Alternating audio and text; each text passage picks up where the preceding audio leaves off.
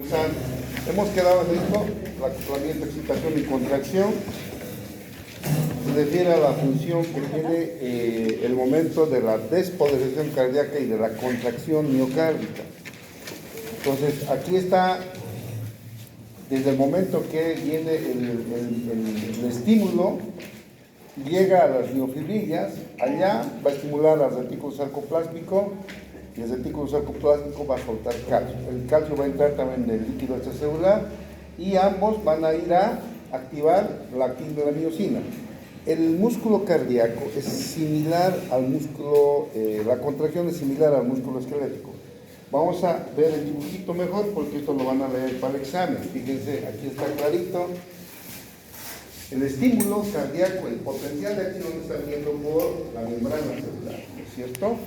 Y en la membrana celular,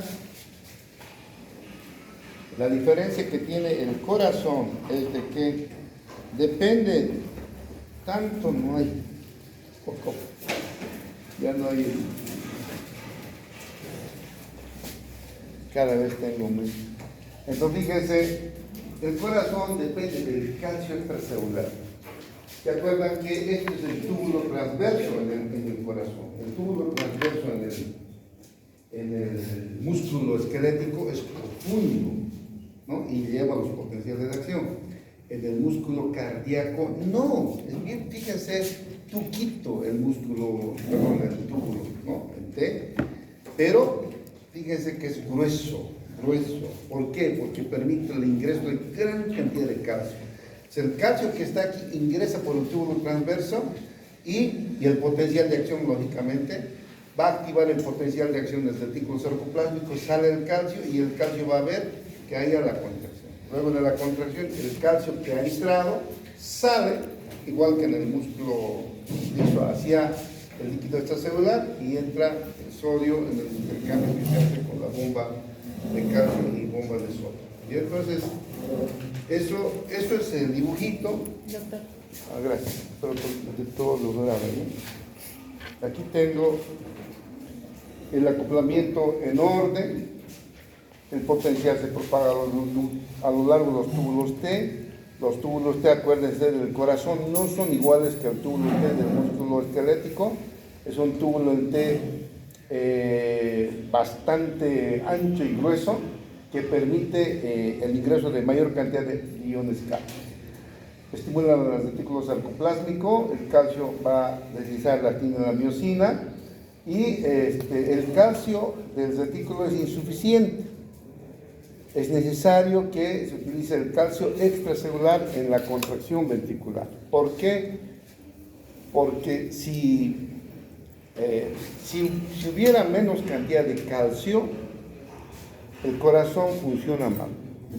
Y si hay mucho calcio, el corazón funciona mal. Por eso el calcio extracelular tiene mucho que ver. ¿Ya? Eso vamos a ver durante el potencial de esto. La fuerza de contracción depende en gran medida de los iones calcio. Si hay iones calcio en el líquido extracelular, va a contraer. Si hay poco calcio, la contracción va a ser menor. Por eso, otro digamos, punto que ustedes tienen que saber en fisiología es de que nosotros cuando hacemos reanimación cardíaca, colocamos bicarbonato y después colocamos calcio. Porque queremos que el corazón lata. Y si el corazón no tiene calcio, no late, hay que darle el sustrato. ¿Ya? Entonces, al final, el calcio vuelve a su lugar, al líquido extracelular. Y aquí está nuevamente el dibujo, que creo que con esto va a quedar más claro que el agua. Ahí está el potencial de acción, con su mesetita y eso, entra por el túbulo en T. El túbulo en T es débilmente desarrollado en el músculo cardíaco, pero tiene la característica de ingresar mayor cantidad de calcio. El calcio entra, también hace salir calcio del retículo sarcoplásmico, se contrae. Una vez que se contrae, el calcio que ha salido del retículo sarcoplásmico es vuelto a depositar. Hay una bomba de calcio ahí y el resto que había entrado del líquido extracelular vuelve a salir y a intercambio con el sodio. Entonces, eso es el acoplamiento, excitación, contracción en el corazón. De la forma más sencilla, no nos vamos a hacer mucha mucha ciencia de algo que creo que ya lo han aprendido, que es similar, solamente que ahí el túbulo en T es muy diferente al túbulo en T en el músculo esquelético. Ahora vamos a ver el ciclo cardíaco. El ciclo cardíaco que también toda la mañana lo he contraachicado. Ahora es dos gatos, dos palabras, tres palabras nada más. ¿Por qué? Porque el ciclo cardíaco, lejos de ayudar, lo único que hace es aplazar. No entienden. Pero ahora van a entender que es sencillo. ¿Qué es el ciclo cardíaco? Periodo entre el comienzo de un latido hasta el comienzo del próximo. Eso es el ciclo cardíaco. Generalmente se lo estudia empezando por la diástole y termina en la sístole. Y todo este proceso, como en la diástole entra la sangre y luego se cierran las válvulas, hay una contracción ventricular. Ese es el ciclo cardíaco que vamos a ver con este otro. Aquí lo tengo, el resumen del resumen, que está, esto es de muchas hojas. Es sencillo y simplemente, ahora voy a explicar todo lo que está escrito, lo voy a explicar con un dibujito, de tal manera que ustedes entiendan, luego al leer es lo mismo, ¿ya? Fíjense, empezamos el ciclo cardíaco con la diástole.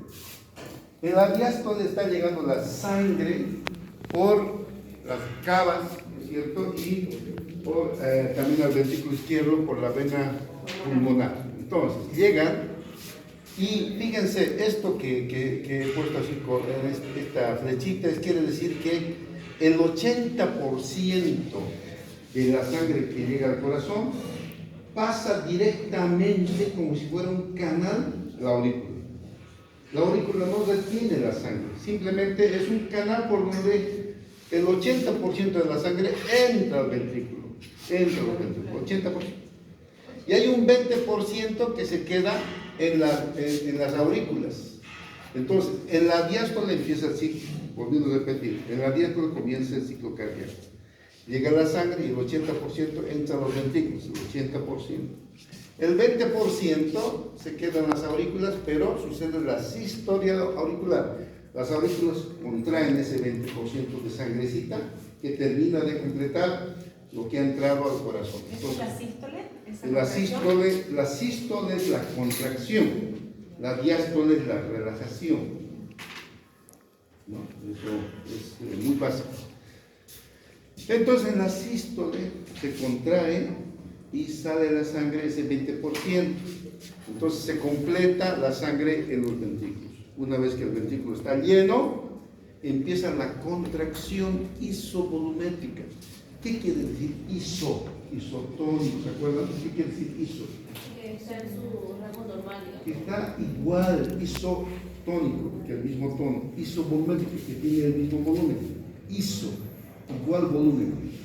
Entonces, contracción isovolumétrica quiere decir que, aunque está contrayendo, el volumen no varía. Entonces, empieza a contraer. La contracción de los ventrículos lo que hace es simplemente cerrar las válvulas auriculoventriculares.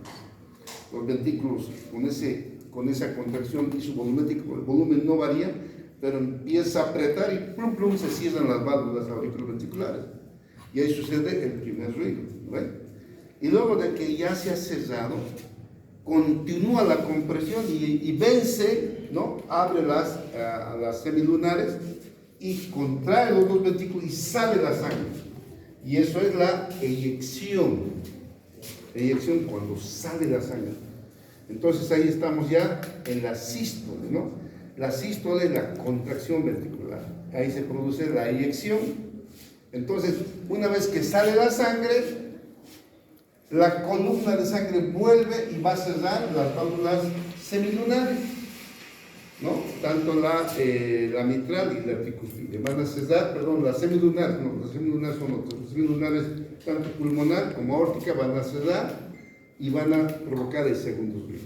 Entonces, luego produce relajación isovolumétrica. ¿Qué dice iso?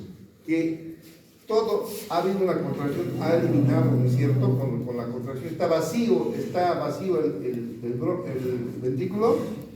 Y estando vacío hay un periodo que se llama relajación isovolumétrica. No aumenta el volumen, está. relajadito hasta que en la diástole propiamente dicha vuelve a entrar la sangre, lo que estaba bien relajadito se llena de sangre en la diástole, ¿no? La primera parte, que es el 80%. Y este es el ciclo, se repite una y otra vez, ¿ya?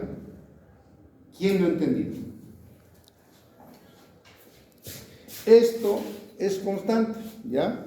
Y van a ver ustedes que muchas veces puede haber la contracción disvolumétrica, puede desaparecer o aumentar. En la patología van a haber muchas alteraciones del ciclo cardíaco, pero lo normal es esto. Para su aclaración voy a volver a repetir, nadie dice nada, pero por ahí están, yo los veo medio atitutis. Pero por si acaso voy a repetir, ¿ya? Repito. El ciclo cardíaco comienza en la diástole. Diástole es la relajación del corazón. Sístole es la contracción del corazón. Cuando hablamos diástole, en general estamos hablando siempre del ventrículo, porque ese es el que se relaja, y también en la sístole es el que contrae, por eso siempre es ventricular, ¿ya? Entonces aquí, diástole, estamos hablando de la diástole ventricular. El ventrículo se relaja, no tiene sangre, las cavidades están vacías, se relajan para recibir sangre. Diástole, ahí comienza el ciclo. En la diástole llega la sangre de las cavas, ¿no?, de las venas pulmonares, y pasan al ventrículo directamente. Repito, el 80% se pasa directo al ventrículo, porque en ese caso las aurículas funcionan como si fuera un canal nada más. Pero no todo, el 80% pasa al ventrículo, y hay un 20% que se detiene en las aurículas, en la diástole. Entonces tenemos que las aurículas están con sangrecita, el 20%, y se produce la sístole auricular.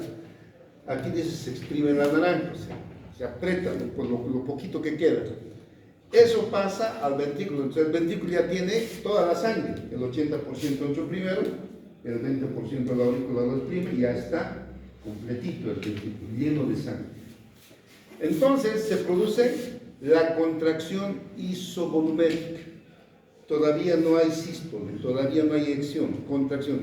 El corazón empieza a contraer esa sangre que ya tiene, empieza a contraer, pero el volumen no varía porque es isovolumétrico. Se contrae, lo que hace es cerrar las válvulas, pum, pum, se cierran. Entonces sucede el cierre, que sería el primer movimiento. Y luego de eso, sigue apretando el corazón y vence las válvulas semilunares y sale la sangre eyectada por la aorta, y por la pulmonar. Entonces eso se llama eyección, ¿no? Vence.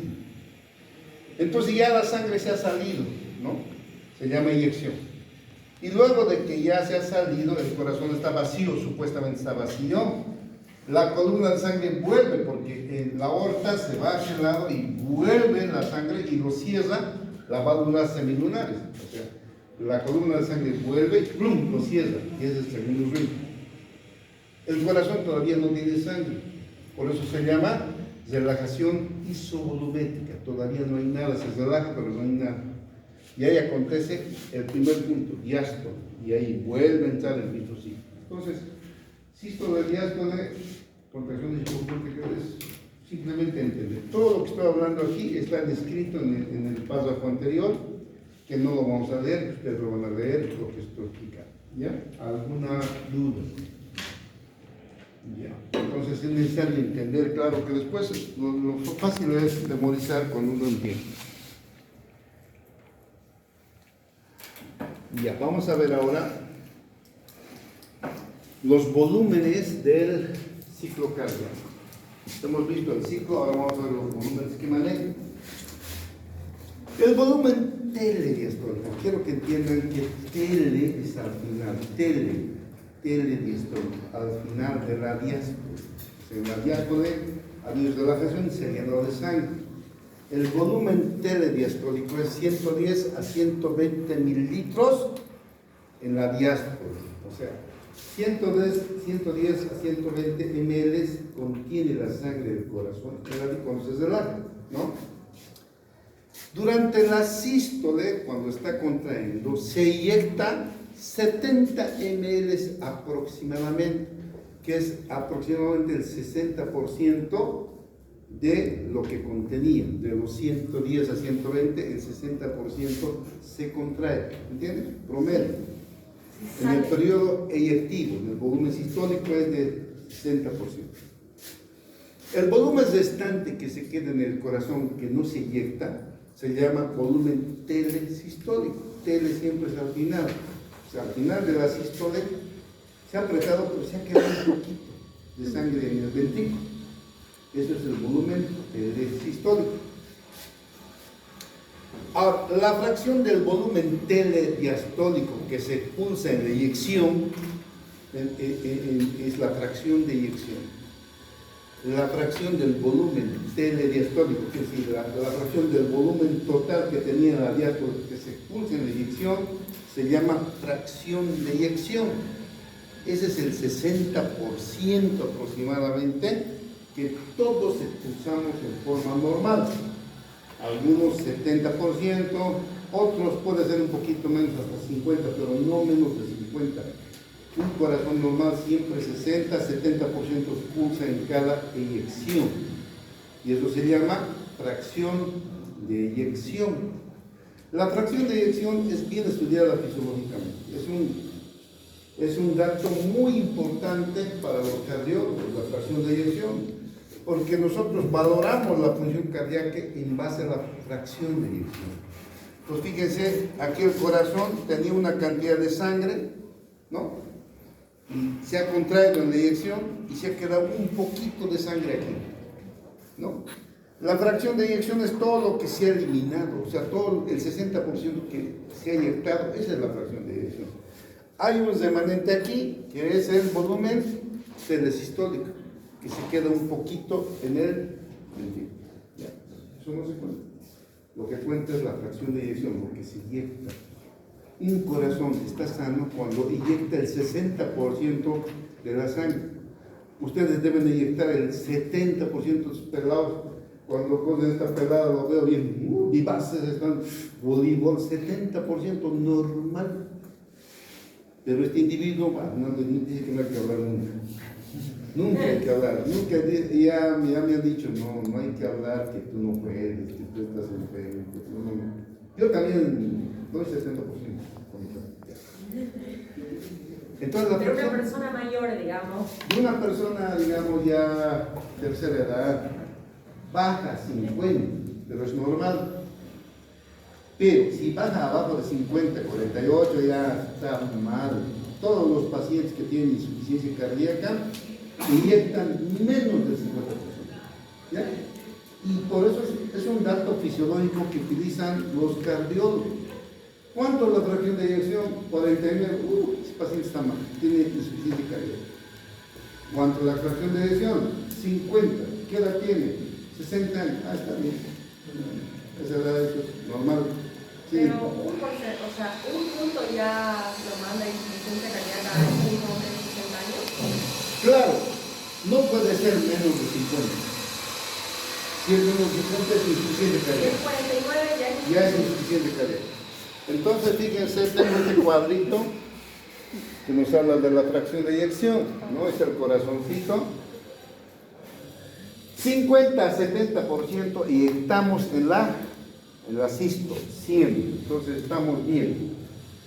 El límite es 41-49, que se expulsa menos de 50, ya ese paciente tiene insuficiencia. Todavía puede caminar, ya los viejitos apenas se cansan, ¿no?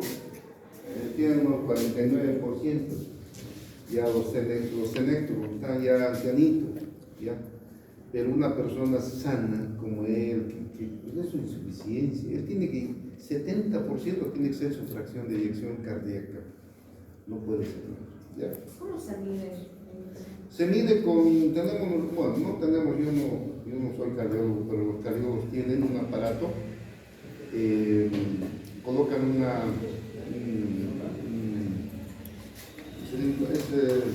no es tinte, como tinte del corazón, y simplemente van tiene el termómetro, y ahí se ve, y ahí sabe cuánto por ciento que se elimina. Sencillo. ¿Ya? Doctor, ¿y a las personas obesas, digamos? No tiene que variar, no puede ser menos de 50, sea obeso. Tengo varios colegas así, solitos están bien, porque al momento que tiene menos de 50 aparece edemas. Con 50 el corazón puede hacer circular la sangre, menos de 50 empieza a haber edemas, ya no hay normalidad. ¿Sí, dime? ¿Quieres preguntar? Ya. ¿Alguna pregunta? Ya, sigamos adelante. Esta duración de inyección es muy importante. Doctor, perdón, entonces, o sea, una persona obesa que comienza a dermatizar significa que ya tiene insuficiencia cardíaca. Muy probablemente hay que hacer su examen cardiológico y si hace edemas, ya tiene insuficiencia. No alcanza. Como que digamos. O sea, al caminar, o sea, edemas, digamos, ellos están bien, se levantan y en el día camina y ya se hincha los pies. Estoy hablando de una persona, no estoy hablando de los edemas funcionales de un potosino que viene aquí de 40 años y se hincha caminando todo el día hinchado, eso no. Eso es más que todo por vasodilatación, ya hemos hablado una vez. ¿Ya? Gracias. Ya, sigamos adelante. Vamos a ver la función de las válvulas del corazón. Fíjense, este es el músculo cardíaco y ahí tenemos las válvulas y tenemos las cuerdas tendinosas. Estas cuerdas tendinosas están agarrando a cada válvula. La válvula se abre, se cierra, se abre, se cierra. Es como una puerta. Pero estas cuerdas tendinosas lo único que hacen es cuando se abre, pasivamente se cierra, no permiten que prolapse. ¿Entienden? Porque si es que no hubiera estas cuerdas tendinosas, el corazón al momento de cerrarse la válvula se podría ir al otro lado y la sangre puede volver. Pero en este caso cuando viene, ¡pluc!, se cierra. ¡Pluc! O sea, no dejan, lo dejan en su lugar y se cierra exacto. Todos nosotros. Entonces, las válvulas funcionan gracias a las cuerdas tendinosas. Tienen músculo, ahí si se dan cuenta, han debido ver ustedes en cardio, en anatomía. Tienen su musculito, pero ese musculito no es para contraer, es simplemente para sostener que la válvula no prolapse, no se vaya al otro lado. ¿Ya? Es como un marco, ¿ya? Para que no se pase al otro lado la puerta. Entonces, tenemos los músculos papilares que han visto, hace que no se pueda obstruir o prolapsar al otro lado. Cuando se cierran las válvulas, producen ruidos que se llaman los ruidos cardíacos o tonos cardíacos. Aquí tenemos la válvula tricuspidia y la válvula mitral, ¿no es cierto? Los dos que producen el primer ruido. Y tenemos las semilunares, la pulmonar y la aórtica, que tienen 3 válvulas. La mitral tiene 2 y la tricuspide tiene 3 válvulas. Entonces aquí están los ruidos, fíjense. Aquí están los ventrículos cuando está contrayendo y tenemos el primer ruido de la tricúspide y de la mitral. Los dos se juntan. Entonces dice loop, primer ruido, loop, loop, loop. Ahorita podemos, bueno, vamos a escuchar después de esta nomás creo, después de no creo que ahora podamos. Vamos a escuchar con esteto. Loop, primer ruido, loop, loop, loop, loop, loop, loop, loop. Así es todo el tiempo. Pero muchas veces puede haber un crecimiento ventricular. Entonces se adelanta esto y esto se retarda. ¿Entiendes, no? Ya no es loop, loop, sino que es loop, loop. 2 ruidos. Loop, loop. Loop, loop, loop, loop. Se escucha tan clarito que ustedes pueden ver aquí hay un desdoblamiento del primer ruido. Y si se desdobla el segundo, que son las semilunares, que sería el segundo ruido, aquí está la aórtica y la pulmonar, segundo ruido, sería loop, drup, loop, drup, el segundo ruido. ¿Ah? Se escucha. Ustedes van a ir a Semio el próximo año, creo que, sí, ¿no? Sí.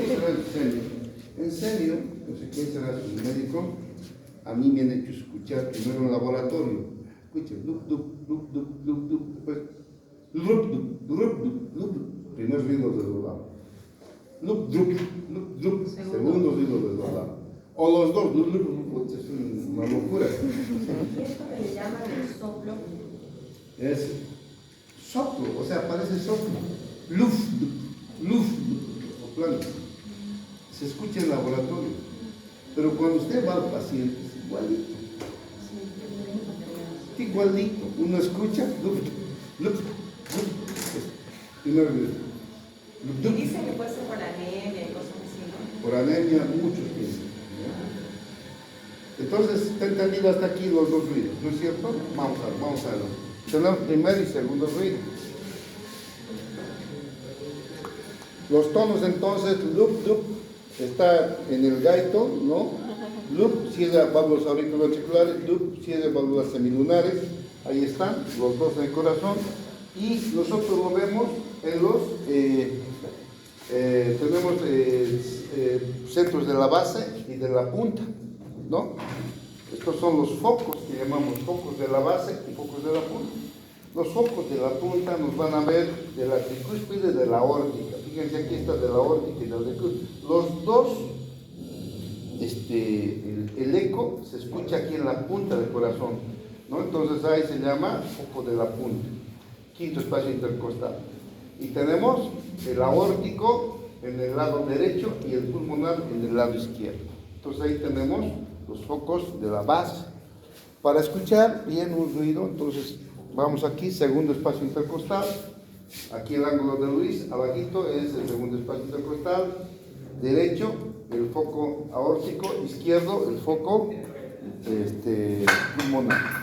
Y a nivel del quinto espacio intercostal, línea medio clavicular, tenemos el foco de la punta, y ahí vemos cualquier alteración de la válvula mitral o tricuspidia, ¿ya? Eso lo van a ver en semi, pero eso está en el gaito, en estos dibujitos. Ahí están los tonos cardíacos, ya hemos visto. Ahora vamos a ver el gasto cardíaco. Ya el gasto cardíaco. Mucho van a manejar, ustedes van a manejar el gasto cardíaco el próximo año. ¿Qué es el gasto cardíaco? Es la cantidad de sangre que es bombeada o que pulsa el corazón en cada minuto. Es la cantidad de sangre que es bombeada por el corazón por minuto, ¿ya? Entonces, uno cuando está en reposo, ahorita están en su gasto cardíaco es menor ahorita, está bombeando una cantidad de sangre. Pero si hacen, si corren, ¿va a aumentar o va a disminuir el gasto? Aumenta, porque aumenta la frecuencia. Entonces, cuando aumenta la frecuencia, aumenta la cantidad de sangre que bombea el corazón. Aumenta el gasto cardíaco. Aumenta el gasto cardíaco. Normalmente el gasto cardíaco en reposo es 5 litros, ¿ya? 5 litros minuto en el reposo, normalmente. Pero eso puede duplicarse, triplicarse según lo que hagamos, ¿no? El gasto cardíaco entonces está dada por la frecuencia cardíaca y por el volumen sistólico. El gasto cardíaco es el resultado de la frecuencia cardíaca. Yo corro, hay mayor frecuencia. Yo me esfuerzo a correr, contrae más. El volumen sistólico y la frecuencia me da el gasto cardíaco. Y eso vamos a ver. Aquí está. Entonces, un gasto cardíaco, por ejemplo, en un joven, puede ser 50 pulsaciones por minuto, la frecuencia cardíaca. Yo cuando era como él, ¿dónde está él? Cuando era así, porque yo era así como este individuo, me acuerdo. Así era yo de chico. Todos pensaban, este tipo más, he ido al servicio militar. Muy humilde, muy. Yo así. Pero yo era vivo, yo así como eres vivo, éramos vivos, pero tenía esa limita de gordito. Pero esa vez me sacaron mi frecuencia cardíaca y era 50. Imagínense yo 50, claro que yo jugaba fútbol, corría, hacía todo. y así como él, muy gordito, pero bien conservador. Y cuando fui a que me revisen, era 50. Dijeron que yo tenía chagas. Han pensado, no, este está enfermo, 50. Uy, no, me han mandado a hacer el laboratorio, nada, todos sanos. Pero yo estaba bien, yo cosía, jugaba, todo. Así como él, juega también, imagino. Sí, digo. Y menos de eso, digamos 48. Ya está normal. Ya está anormal. No puede ser tan. Siempre 50 para arriba. Estoy seguro que aquí digamos, los atletas, no sé cuál habrá que correr, debe tener 55, no, menos de 60. Este individuo debe tener unos 60, 55, ¿no? Entonces, los jóvenes tienen una frecuencia cardíaca bradicárdica de forma normal, igual las mujeres. Y eso hace variar, porque usted tiene que saber que hay una hipertrofia. ¿Qué quieres preguntar? Creo que cuando los que estamos acá en Santa Cruz vamos a zonas altas, tenemos como taquicardia, ¿no? Aumento. Claro. Aunque no hagamos ejercicio, porque yo pregunto así. Claro que aumenta. ¿Por qué aumenta? Porque necesitamos más oxígeno y por eso tiene que trabajar. Claro, el corazón tiene que bombear el doble. ¿Por qué? ¿Qué hace el corazón? Distribuye sangre y oxígeno. Y tenemos vasoreceptores y quimioreceptores que vienen después de cardio, después de electro. Vamos a ver la próxima semana, quimioreceptores.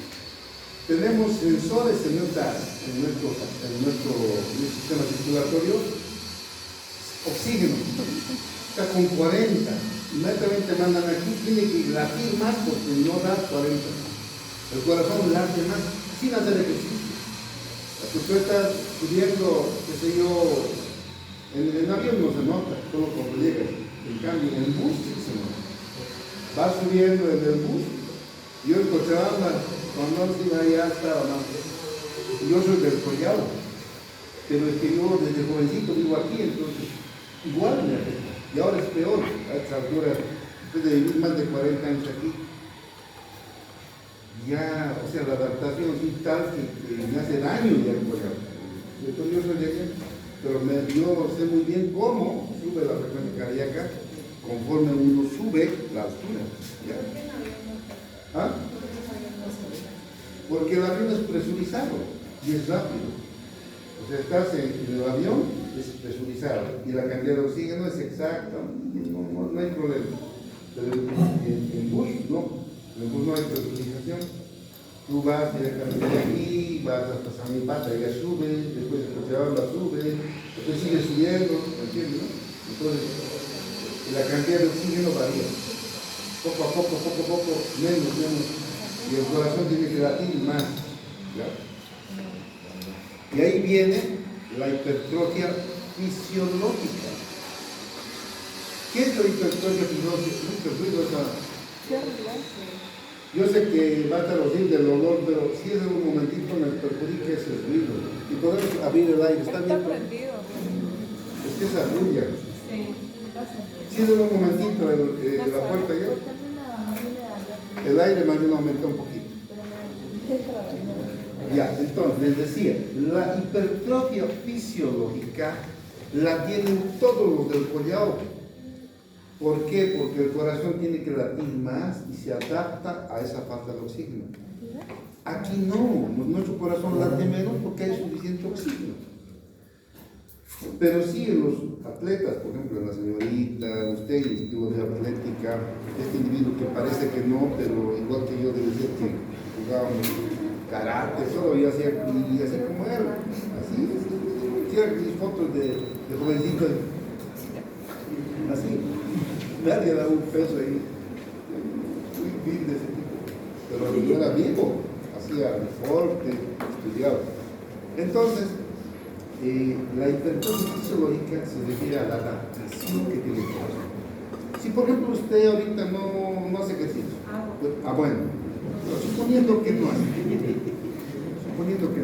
empieza a hacer ejercicio.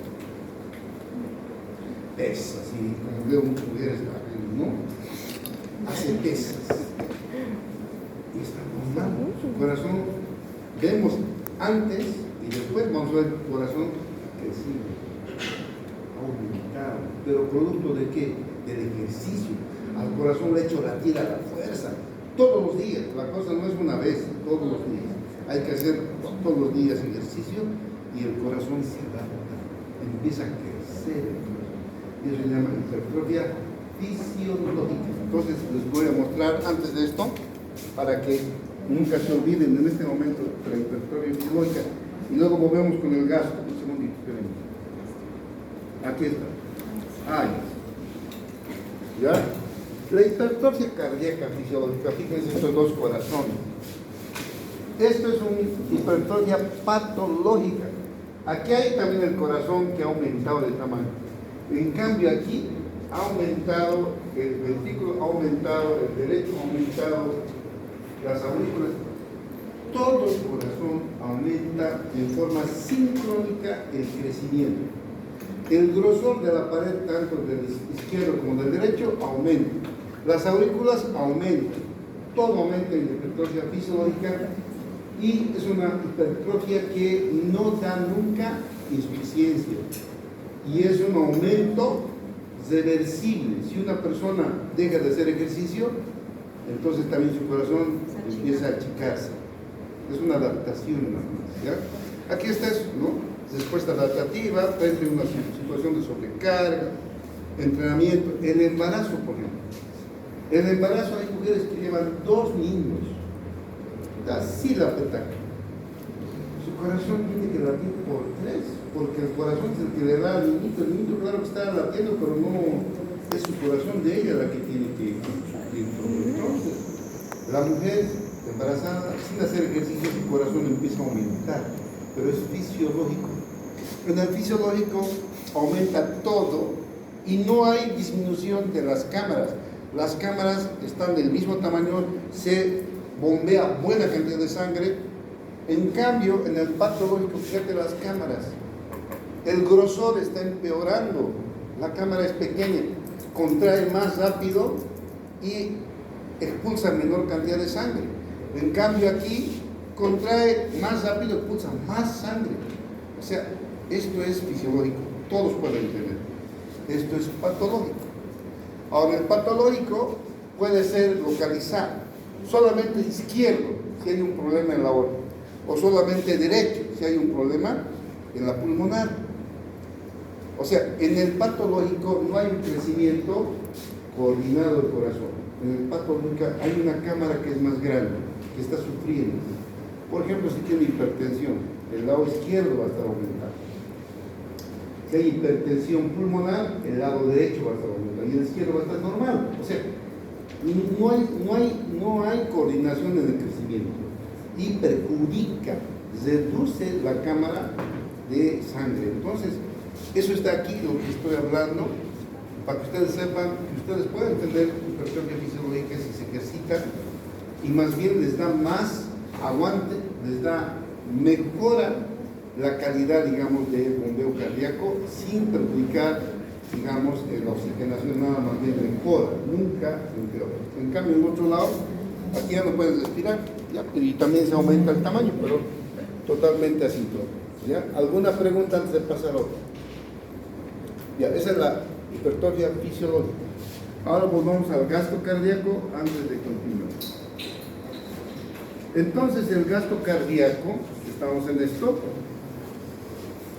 es el resultado del volumen sistólico por la frecuencia. El volumen es la cantidad de sangre que expulsa el corazón por la frecuencia cardíaca. Y eso tenemos en una persona normal, en un minuto 5 litros. ¿Ya? Ahora, aquí tengo, ¿qué factores van a alterar ese gasto cardíaco? El gasto cardíaco está dado por la frecuencia cardíaca y el volumen sistólico. La frecuencia cardíaca depende de la inervación autonómica. El simpático aumenta, el parasimpático reduce. Las hormonas, la adrenalina aumenta la frecuencia, la acetilcolina disminuye. El volumen sistólico, la precarga y poscarga, que ahora vamos a aprender. ¿Qué es precarga y poscarga? Y la precarga, quisiera que vean en el gaito, es así de tamaño, digo, el pasafote, ¿no? Que bla bla, que bla bla, que bla bla. Y uno se se pierde. En cambio, yo lo he puesto en 3 paladitos. Y eso he ido para que no se pierda el contenido, ¿entienden? Que sea lo mismo, pero que sean 3 palabras que ustedes puedan aprenderse. ¿Qué es precarga? ¿Qué es poscarga? ¿No? Entonces, para que vean cómo usamos. Eso siempre les digo. Entonces, fíjense, la precarga y la poscarga y la contractilidad van a dar el volumen sistólico. El volumen sistólico, les repito, está determinado por la precarga, la poscarga y la contractilidad. Y la frecuencia cardíaca está determinada por la inervación autonómica y por las hormonas. Los dos van a dar el gasto cardíaco. Entonces, no se olviden de eso, porque vamos a ver que en el segundo año pueden aumentar la precarga, pueden aumentar la poscarga, y tienen que saber qué es precarga, porque muchos no saben qué es precarga. Ahora, en cambio, vamos a saber, ¿ya? Vamos a darles, esto es precarga.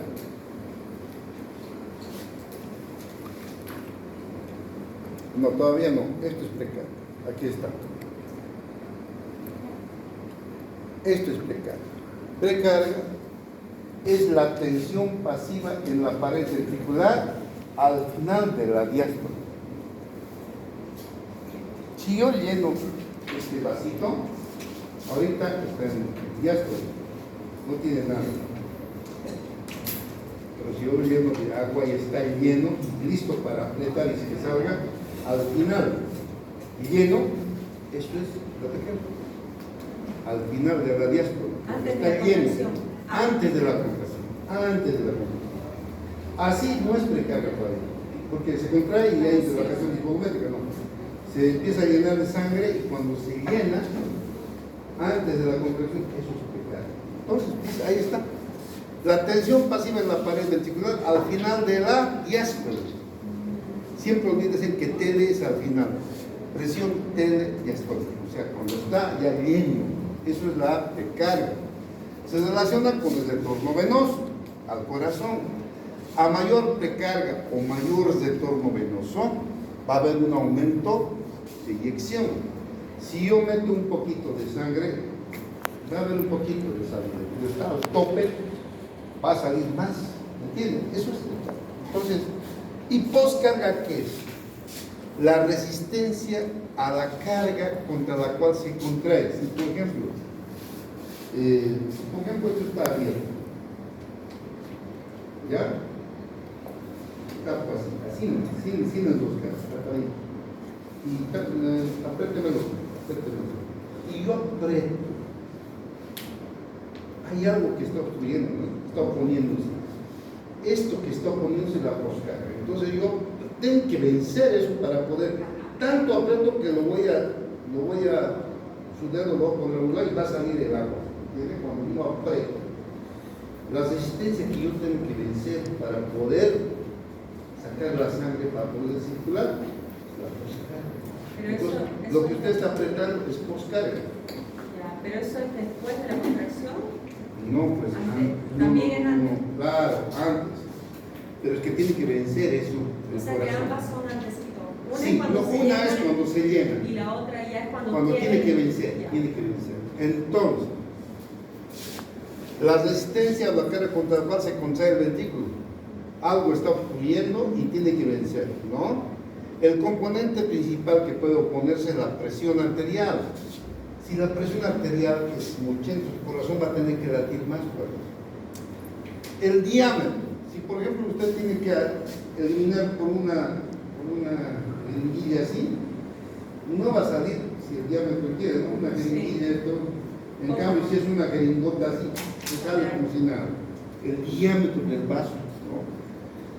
El espesor de la pared ventricular, o sea, depende del espesor del vaso de la pared ventricular también. Entonces, eso es, sí, el diámetro, el espesor. Eso tiene que estar con la poscarga. Esto está lo mismo en el Guyton, pero así un pasaporte tratando de qué es, y se confunde mucho. Pero no se olviden, precarga es la tensión pasiva al final de la diástole. Se llena. A mayor retorno venoso, mayor precarga.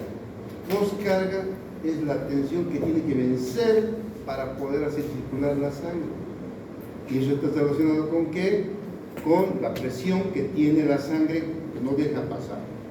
También con el diámetro del vaso, si el diámetro del vaso es más grande o más ancho, o si es muy viejito, puede estar esclerosado. Entonces, los dos, tanto la precarga está relacionada con la ley de Starling. La ley de Frank Starling, faltan 10 minutos, nos habla de la precarga. Y la ley de Laplace nos habla de la poscarga. La ley de Frank Starling nos habla de la precarga. Y eso lamentablemente está ahí en el libro y no pueden estar, somos, como dice mi colega, nunca me voy a olvidar de mi médico que nos hablaba de biofísica, una teoría. Tienen que saber, ustedes son doctores. ¿Y de dónde viene el doctor? El doctor, que sabe. Entonces tienen que saber, la ley de Laplace es esta, vamos a ver, ¿ya? Y la ley de Starling. Fíjense, la precarga está en relación con la ley de Frank Starling y la poscarga, la ley de Laplace. La precarga, el grado de estiramiento máximo de tensión de las fibras al final de la diástole, antes de la contracción, ¿no? Al inicio de la contracción, relacionado a la ley de Frank Starling. ¿Qué dice la ley de Frank Starling? Dice, a mayor retorno venoso, mayor contracción. Si yo, por ejemplo, lleno la sangre, un globo, hasta así lo inflo, se contrae esa. Pero si yo inflo el globo así, la contracción va a ser mayor. A mayor retorno venoso, mayor contracción. Eso es la ley de Frank Starling. La ley de Laplace, en cambio, dice que una presión de un fluido interno en un vaso está en relación a la tensión de la pared. Si la pared es bien dura, no va a ser el fluido. Si la pared está apretada y angosta, tampoco. Entonces, en relación a eso, está proporcional al radio del tubo. Quiere decir que si el tubo es grueso, fácil va a pasar la sangre. Si el tubo es pequeño, difícil va a pasar. Esa es la ley de Laplace. Esas son las dos leyes que están en el libro. Y aquí está la contractilidad. La contractilidad se refiere a la capacidad de la fibra miocárdica de acortarse independientemente de cualquier estímulo. Un corazón, una fibra miocárdica, independientemente del estímulo que tenga, tiene esta capacidad, la contractilidad o inoperatividad. Ahora, se utiliza esa capacidad para aumentar o disminuir con drogas, con el parasimpático, simpático, pueden influir, pero esa capacidad se llama contractilidad, la capacidad de contracción que tiene la fibra miocárdica. ¿Ya? Y aquí está este dibujito finalmente y ahí vamos a quedar. Fíjense, ¿por qué estamos estudiando precarga, poscarga y contractilidad? Porque los tres van a dar el volumen sistólico, volumen latido, que es lo mismo. La frecuencia cardíaca más el volumen sistólico nos da el gasto. El gasto cardíaco más la resistencia periférica de los vasos nos da la presión arterial. Esto vamos a ver la próxima semana. ¿Listo? No, mañana. Mañana terminamos esta parte de teoría del corazón. Vamos a avanzar los reflejos cardíacos, lo simpático, parasimpático en el corazón y terminamos. Y el lunes próximo damos el eco, por favor. El eco va a ser 3 clases nada más. En 3 clases vamos a